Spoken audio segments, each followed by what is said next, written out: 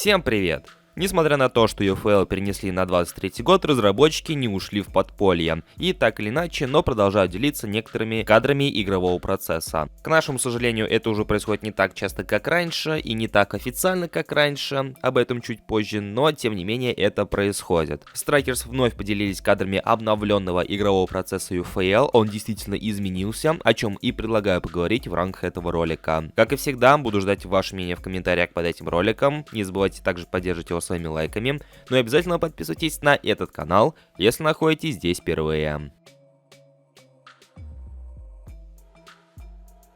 Стоит отметить, что данные геймплейные отрывки слили еще достаточно давно, просто я все это время ждал более официального релиза на официальном канале UFL, поскольку раньше имели место быть подобные сливы от разработчиков, которые также публиковались на официальном канале в более лучшем качестве. Однако этого не произошло, поэтому довольствуемся тем, что есть, а именно скачанным роликом из Твиттера, поэтому если качество картинки будет хромать, то уж извините. Если раньше геймплейные отрывки UFL представляли из себя конкретные игровые моменты, например, в данном отрывке нам показывали сейвы голкиперов, в том отрывке нам показывали удары по воротам, комбинации и прочее, то в данном ролике нам скорее показывают компиляцию из всевозможных моментов. Удары по воротам, сейвы голкиперов и так далее. Благодаря этому мы можем заценить как можно больше игровых моментов, которые возникают по ходу игрового процесса UFL. И что же мы здесь наблюдаем? Обычные перепасовки между игроками, которые заканчиваются ударами по воротам. Перепасовка не самая стандартная, а именно навесами, но стоит обратить внимание не на это, а на плавность движений, потому что вроде бы это все тот же самый деревянный геймплей UFL, но стоит отметить, что движения стали несколько плавнее, то есть это трудно описать словами, но если честно, глаз видит разницу между тем, что было, и между тем, что сейчас показывают. Если раньше чувствовалось, что анимация обрывается на середине, то сейчас такого чувства нет, по крайней мере, когда проигрывается конкретная анимация, то есть когда игроки перепасовываются, бьют по воротам, то есть анимации вроде бы не прекращаются на середине, а действуют до конца и действуют плавно. Эти грубые переходы сохранились разве что после перехода анимации, то есть от одной анимации к другой. Вот, то есть игрок ударил поворотом, и после этого он как-то резко меняется в движении, и вот это выглядит уже неестественно. Ну а все, что предшествует подобной смене анимации, выглядит очень даже неплохо. То есть анимация движений, она как будто бы отточена и выглядит намного приятнее, нежели раньше. Конечно, это еще далековато до той же FIFA или уж тем более eFootball, но прогресс по сравнению с предыдущими кадрами, он очевиден. Ну и в лишний раз эти геймплейные отрывки дают удостовериться в том, что это больше похоже на FIFA, нежели eFootball. Это было очевидно еще давным-давно, и эти кадры это лишь подтверждают. Ну и что же не подтверждают, спросите вы? А именно сам несерьезный тон геймплея. Игроки могут спокойно вот так вот перепасовываться навесами, могут бить с лету, причем очень даже точно бить с лету, и все это будет этакой обыденностью в рамках UFL. Хотя в том же eFootball это бы скорее всего не прошло или выглядело чуть менее коряво, потому что подобные движения они не самые удобные в футболе.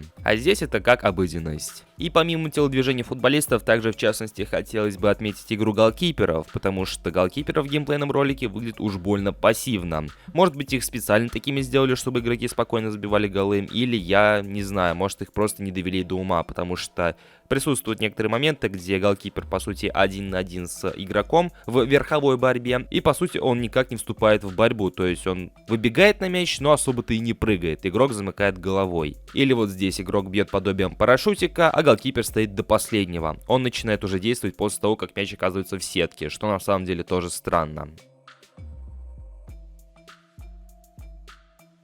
Как и всегда, в комментариях под этим роликом я буду ждать ваше мнение касаемо данных геймплейных отрывков, что вы думаете насчет увиденного и заметен ли прогресс по сравнению с предыдущими геймплеями. Пишите в комментариях. Также не забывайте поддерживать это видео своими лайками, друзья, это не менее важно. Ну и подписывайтесь на данный канал, если находитесь здесь впервые. У меня на этом все, я всех благодарю за просмотр, всем удачи и до скорых встреч.